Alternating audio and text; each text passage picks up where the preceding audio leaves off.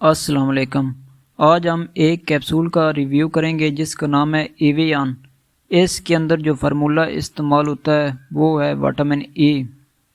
کہ vitamin E ہماری body کے لیے کتنا امپورٹنٹ ہے۔ سب سے پہلے جو بنیادی چیز ہے وہ وٹامن ای کا رول ہے،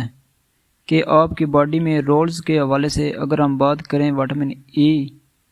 جو کہ ایک اینٹی آکسیڈنٹ ہے، اینٹی سٹریس ہے، اینٹی ایجنگ ہے، اینٹی انفلیمیٹری ہے، اور اسی کے ساتھ ساتھ آپ کے جو فری ریڈیکل سیل میں بنتے ہیں، جو آپ کے خلیوں کی ویئر اینڈ ٹیئر ہو رہی ہے،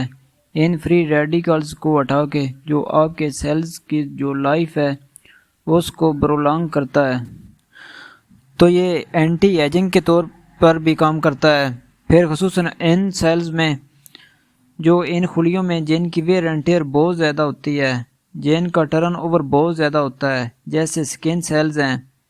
تو ان کی نشو و نما کے لیے ایک بہترین دوائی ہے وٹامن ای۔ جو سکن کی پرابلمز ہوتی ہیں، خصوصاً جن لوگوں میں سکن کی دائمی بیماریاں ہوتی ہیں جس طرح ایگزیما یا سورائسس وغیرہ، تو ان میں سکن کی جو سیلز کی ٹرن اوور ہے بہت زیادہ ہو جاتی ہے،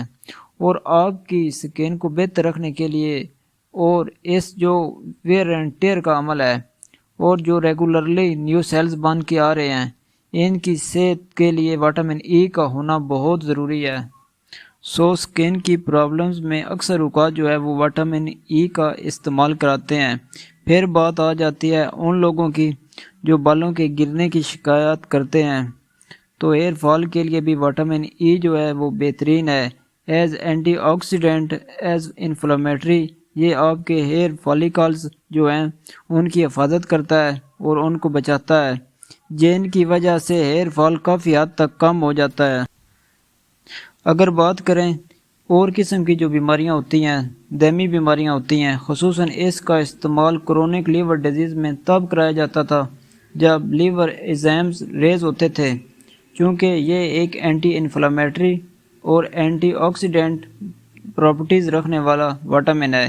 اس کی وجہ سے لیور کا جو ڈیمیج ہوتا تھا کرونک ہیپاٹائٹس کے ساتھ یا کرونک ایکٹیو ہیپاٹائٹس کے ساتھ،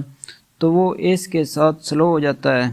اس کی پروگریشن سلو ہو جاتی ہے۔ بہت سے ڈاکٹرز جو ہیں اینٹی کینسر جو دوائیاں دے رہے ہوتے ہیں، کیمو تھراپی دے رہے ہوتے ہیں، اس کے ساتھ بھی وٹامن ای کا استعمال کراتے ہیں، تاکہ آپ کے جو کینسر سیلز جو ہیں ان کے جو کیمو تھراپی کی وجہ سے ان کی جو ڈیتھ ہو رہی ہے، ان میں فری ریڈیکل فارمیشن ہو رہی ہے، وہ کم سے کم ہو، اور کینسر کی جو کیمو تھراپی ہے اس کے جو سائیڈ ایفیکٹس ہیں وہ کم سے کم ہوں۔ وٹامن ای کے حوالے سے اگر بات کریں تو وٹامن ای کے لیے ایک چیز ضروری ہے کہ آپ جب بھی وٹامن ای کا استعمال کریں، خاص ان لوگوں کے جن کا ڈاکٹر ان کو بطور اینٹی آکسیڈنٹ استعمال کر رہا ہو۔ اگر آپ طاقت کے لیے اس دوائی کا استعمال کرنا چاہتے ہیں تو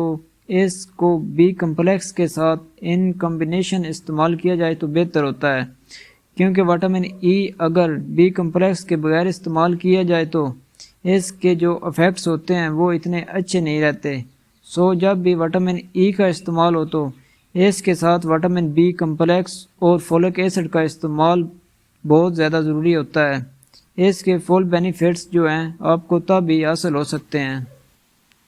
وٹامن ای جلد کو نمی فراہم کرتا ہے، خشکی کم کرتا ہے اور عمر کے اثرات جیسے جریوں کو کم کرنے میں مدد فراہم کرتا ہے۔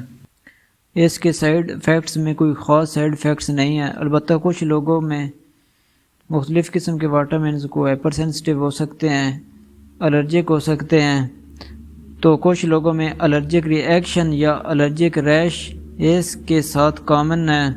باقی آپ کا ڈرمٹالوجسٹ، آپ کا میڈیکل اسپیشلسٹ، آپ کا سیکٹرسٹ دماغ کی مختلف قسم کی بیماریوں میں وٹامن ای استعمال کروا سکتے ہیں۔ یہ سیف میڈیسن ہے۔